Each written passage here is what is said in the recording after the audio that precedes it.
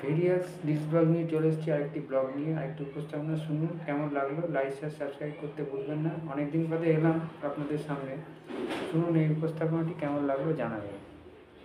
নমস্কার।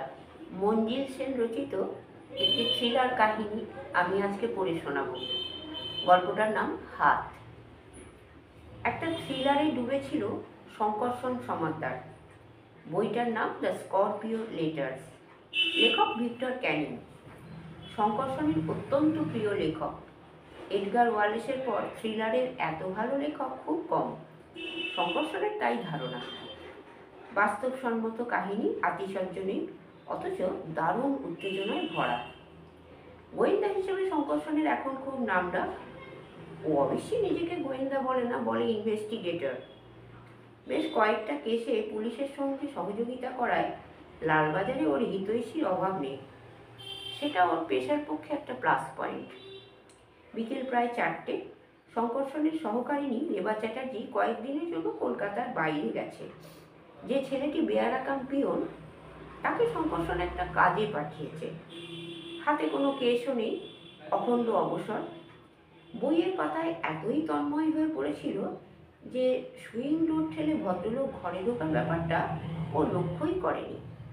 চমক ভাঙল ভদ্রলোকের গলা খাকারিতে। তাড়াতাড়ি বইটি বন্ধ করে ও চোখ তুলে তাকালো।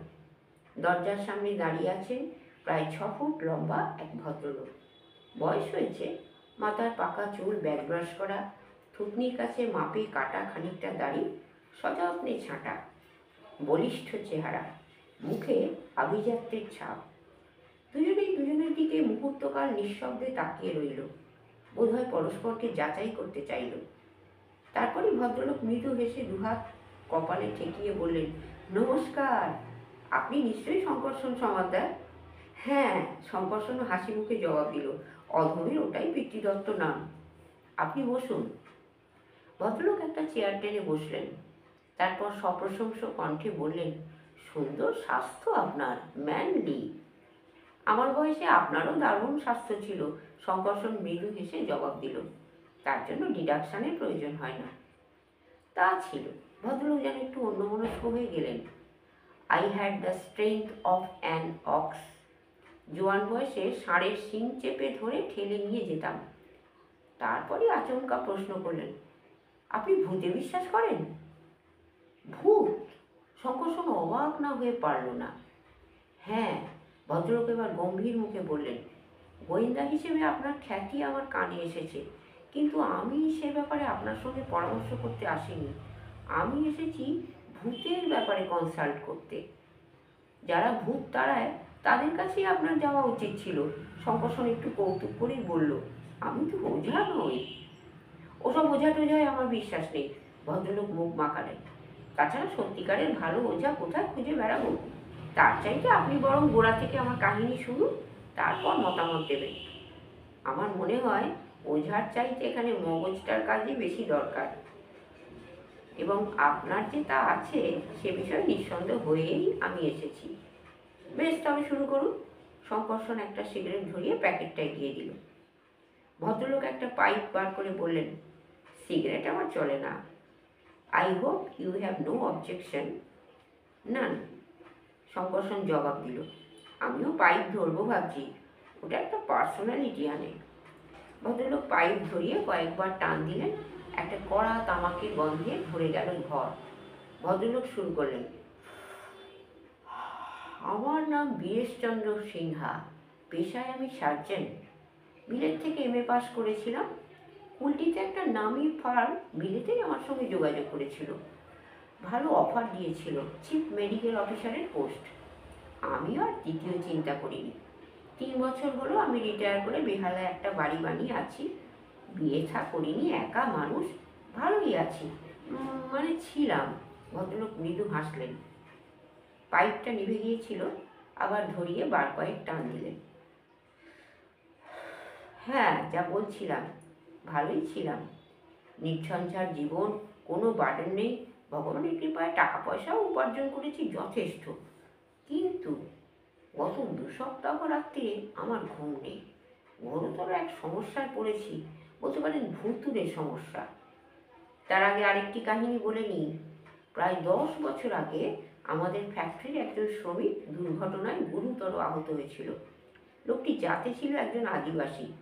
বাঁ হাতটা ক্ষতবিক্ষত হয়ে গিয়েছিল। আমার ভয় হলো গ্যাংগ্রিন হয়ে কনুই থেকে নিচের অংশটা বাদ দিতে না হয়। তাই হলো, বাদ দেওয়া ছাড়া উপায় ছিল না। লোকটি কিন্তু কিছুতেই হাত কেটে বাদ দেওয়ার ব্যাপারে রাজি ছিল না।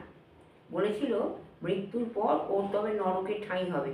শরীরের কোনো অংশ বাদ থাকলে ভগবান তাকে গ্রহণ করেন না। ওদের ধর্মে নাকি তাই বলে। তাকে অনেক বোঝালাম হাতটা বাদ না দিলে সমস্ত শরীরে পচন ধরবে, বাঁচানো যাবে না। শেষ পর্যন্ত সে রাজি হলো। তবে আমাকে বলল মৃত্যুর পর হাতটা সে আমার কাছ থেকে চেয়ে নিয়ে যাবে। আমি যেন ওটা যত্ন করে রেখে দিই। কেমন বুঝছেন? পাইপে নতুন করে তামাক ভরতে ভরতে ডাক্তার সিনহা শঙ্কর্ষণের মুখের দিকে তাকিয়ে মৃদু হাসলেন। Very interesting. শঙ্কর্ষণ মাথা দোলালেন। অপারেশনের পর কি খেয়াল হলো, হাতটাকে রাসায়নিক প্রক্রিয়ায় একটা বড় কাচের জারের মধ্যে রেখে দিলাম। বোধহয় ওটাকে স্মারকচিহ্ন হিসেবে রাখতে চেয়েছিলাম, কিংবা অবচেতন মনে লোকটির আর্জি, অর্থাৎ আমি যেন ওটাকে যত্ন করে রেখে দিই, মৃত্যুর পর সে ওটা নিয়ে যাবে, এটা দাগ কেটেছিল। যে কারণেই হোক, যত্ন করে ওটা আমি রেখে দিয়েছিলাম। এ ঘটনার বছর 5 পরে হঠাৎ একটা অগ্নিকাণ্ডে আমার নিজস্ব ল্যাবরেটরির ভীষণ ক্ষতি হয়। সেই সঙ্গে হাতটাও পুড়ে ছাই হয়ে যায়। আমি অবশ্যই ও নিয়ে আর মাথা ঘামাইনি। ওই আদিবাসীর কথা আমি প্রায় ভুলেই গিয়েছিলাম। হাসপাতাল থেকে ছাড়া পেয়ে সে তার মুখে চলে গিয়েছিল, আর আসেনি। এদিকে রিটায়ার করার পর আমিও বেহালায় ছোটোখাটো একটা বাড়ি বানিয়ে জমিয়ে বসেছি। মনের মতো একটা ল্যাবরেটরিও বানিয়েছি। একা মানুষ, প্রচুর অবসর, তাই এটা ওটা গবেষণা নিয়ে সময় কেটে যায়। আজ থেকে 15 দিন আগে ঠিক রাত 12টায় একটা শব্দে আমার ঘুম ভেঙে গেল। আজ এই পর্যন্ত। পরবর্তী অংশ পরের দিন। শুনলেন তো গল্পটি। দ্বিতীয় অংশটি পরবর্তী সময় নিয়ে আসবো। কেমন লাগলো লাইক শেয়ার সাবস্ক্রাইব করবেন। সঙ্গে থাকুন, পাশে থাকুন, দেখতে থাকুন ভেরিয়াস ডিস্ক ব্লগস।